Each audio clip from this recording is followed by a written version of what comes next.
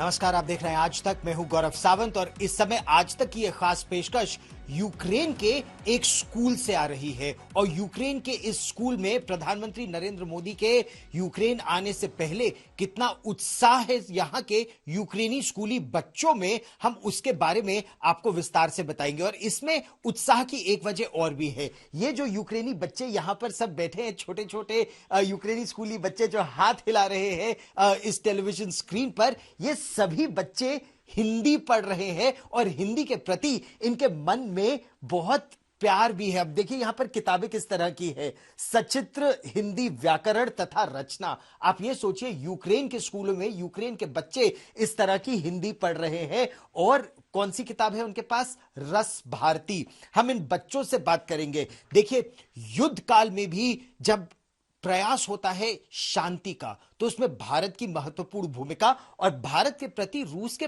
यहां यूक्रेन के बच्चे बच्चे में कितना प्रेम है, हम वो भी दिखाने का प्रयास कर रहे हैं। हम इन बच्चों से भी बात करेंगे। चलिए आपकी बात भी कराते हैं इन बच्चों से। आपका क्या नाम है? मेरा नाम ज़्लाता है।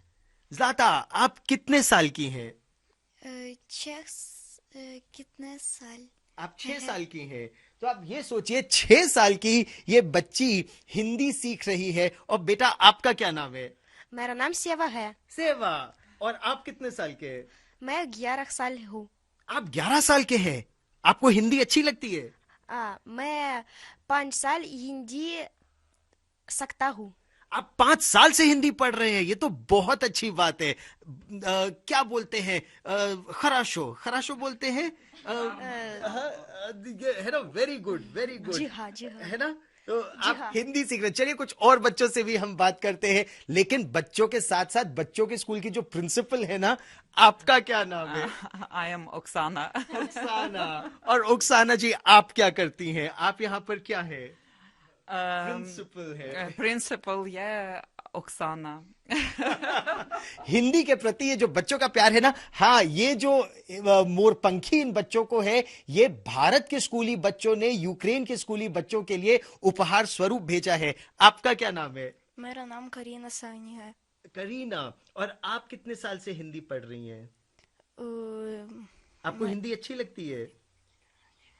7 आप 7 साल से हिंदी पढ़ रही हैं। और आपका क्या नाम है? मेरा नाम सफिया है। सफिया। Yes. सफिया, आप हिंदी में और क्या बताएंगे हमें? मैं हिंदी 10 चल सकती हूँ।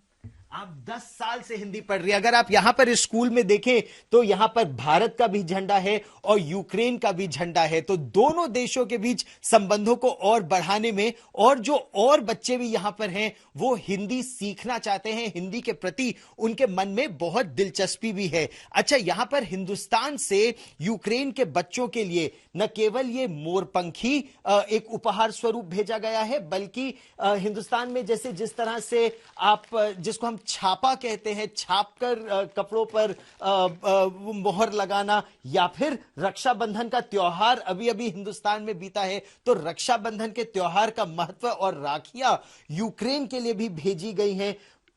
पत्राचार, दोनों देशों की भावी पीढ़ियों के बीच संपर्क आप कैसे बढ़ा सकते हैं, उसके लिए जो भारत के बच्चों ने यूक्रेन के बच्चों को चिट्ठियां लिखी हैं, वो भी इस स्कूल में आई हैं।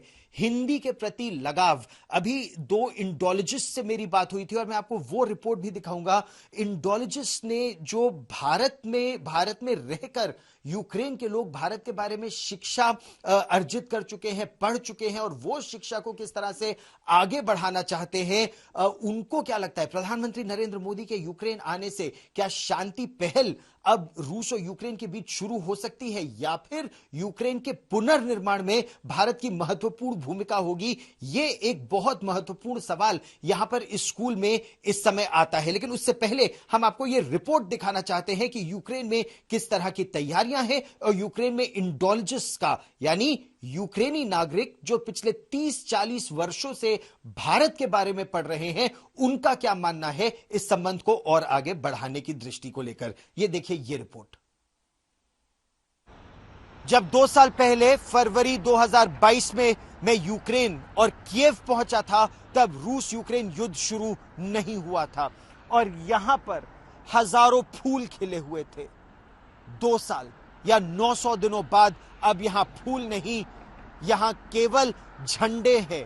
सैकड़ों नहीं, हजारों हजारों झंडे। हर झंडे पर, हर ध्वज पर यूक्रेन के उस एक सैनिक का नाम लिखा है जिसने अपने प्राणों का सर्वोच्च बलिदान दिया इस युद्ध में। पिछले 900 दिनों में रूस और यूक्रेन के बीच ये युद्ध 900 दिनों से चला आ रहा है। और मैं आपको ये तस्वीरें दिखाना चाहता हूं। यहां पर तस्वीर है उन वीरों की जिन्होंने अपने प्राणों का सर्वोच्च बलिदान दिया। हर उस सैनिक का नाम यहां लिखा है, हर उस सैनिक के नाम एक झंडा यहां लगा है। और ये देखिए, एक बहुत ही विस्तृत इलाके में, कीव के बिल्कुल बीचों बीच, शहर के बिल्कुल बीचों बीच ऐसे हजारों झंडे यहां पर लगे हुए हैं। और जो भी खाली इलाका है, डर और आशंका बस उसी बात की है कि यहां अभी और इस तरह के झंडे आ सकते हैं। युवा चेहरे, कोई 19 साल का, कोई 20 साल का, कोई 22 साल का, कोई 25 साल का, जिसने अपने देश के लिए, अपने आत्म गौरव के लिए, अपने राष्ट्र के लिए अपने प्राणों का सर्वोच्च बलिदान दिया। युद्ध जो 900 दिनों से चल रहा था, 900 दिनों के इस युद्ध में रूस ने यूक्रेन के करीब 1200 वर्ग किलोमीटर इलाके का डोनेस्क और लुहांस्क में नए इलाकों को अपने कब्जे में लिया। ये यूक्रेन ने महज 15 दिन में कर लिया। लेकिन यहां झंडे और लगते जा रहे हैं और यह दिखाता है कि यह युद्ध कितना खतरनाक है, कितना जानमाल का नुकसान हो रहा है। एक बात और बहुत महत्वपूर्ण है, इस सब के बीच प्रधानमंत्री नरेंद्र मोदी यूक्रेन पहुंचने वाले हैं।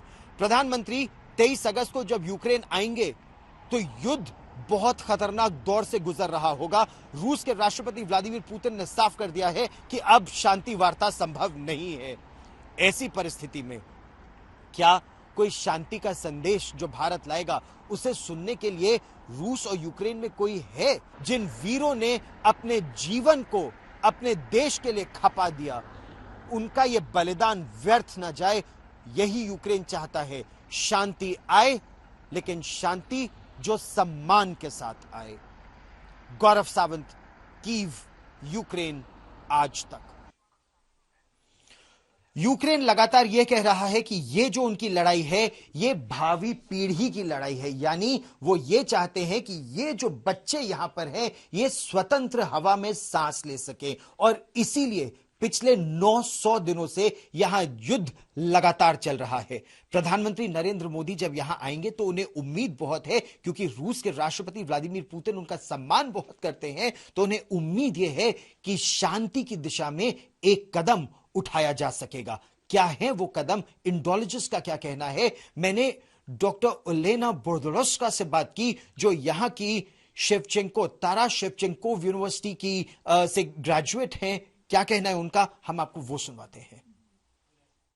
प्रधानमंत्री नरेंद्र मोदी के यूक्रेन आने से बिल्कुल पहले हम लोग इस समय यहां की बहुत ही प्रतिष्ठित राष्ट्रीय विश्वविद्यालय तारा शेवचेंको नेशनल यूनिवर्सिटी के बिल्कुल सामने खड़े हैं। और मेरे साथ यहां की पढ़ी हुई, यहां की स्नातक, एक बहुत प्रसिद्ध इंडोलॉजिस्ट प्रोफेसर बोर्दोरोस्का हैं। डॉक्टर बोर्दोरोस्का, स्वागत है आपका आज तक पर। आप हिंदी बोलती हैं, भारत के बारे में बहुत ज्ञान रखती है। डॉक्टर साहब, भारत के प्रति आपका ये रुझान कैसे हुआ? सबसे पहले नमस्कार। और इस शुभ अवसर पर मैं आपको भी स्वागत करना चाहती हूँ और धन्यवाद देना चाहती हूँ कि आप आए इस मुश्किल समय में हमारे यहाँ यूक्रेन में। और ये जो विजिट श्री नरेंद्र मोदी का है, हमारा उम्मीद है कि वो शायद इतिहास बनेगा, इसीलिए कि ये पहली विजिट होगा, पहली दौरा स्वतंत्र यूक्रेन में सारे समय में।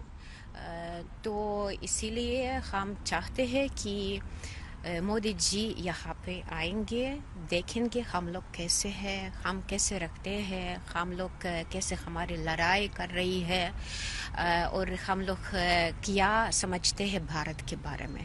जी अच्छा, आप इतनी अच्छी हिंदी बोलती हैं, आपने कितने वर्ष लगाए, कितने साल लगाए हिंदी सीखने में और अब हिंदी पढ़ाने में? मैं हिंदी नहीं पढ़ाती हूँ, मेरा एक और विशेषता है इतिहास और नीति। तो भारतीय नीति के बारे में कुछ तो जानते हो और भारतीय इतिहास पढ़ाते हो। तो इतिहास और नीति दोनों यही दर्शाते हैं कि शांति की पहल होनी चाहिए, बातचीत होनी चाहिए और उससे कोई हल निकलने की उम्मीद है। और भारत के प्रति यहां के लोगों में जो प्रेम है वो केवल एक पुरानी पीढ़ी या अभी की पीढ़ी नहीं, जो भावी पीढ़ी है उनमें भी है। और भाषा के प्रति, हिंदी के प्रति जो प्रेम है वो देखते ही बनता है। और मैं इन बच्चों से ही चलिए जल्दी से पूछ लेता हूं कि मिसाल के तौर पर आप मुझे बताइए, आप हिंदी क्यों सीखती हैं? क्योंकि हिंदी यह बहुत सुंदर भाषा है और मुझे भारत बहुत पसंद है। हिंदी सुंदर भाषा है, भारत बहुत पसंद है। और आप हिंदी क्यों सीख रही हैं? क्योंकि मेरा पिताजी भारत से। आपके पिताजी भारत से हैं और आप आगे भी हिंदी सीखेंगे? क्योंकि मुझे हिंदी भाषा पसंद है। हिंदी भाषा पसंद है। आप ये देखिए ना, छोटे छोटे बच्चे, लेकिन सभी न केवल हिंदी बोलते हैं, हिंदी सीख रहे हैं, हिंदी फिल्में देखना चाहते हैं और इनमें से कई ऐसे हैं जो हिंदुस्तान आना भी चाहते हैं। संभवतः यही दोनों देशों के संबंधों को और मजबूत भी करेगा और प्रगाढ़ बनाएगा। कीव से हमारी खास पेशकश में फिलहाल इतना ही।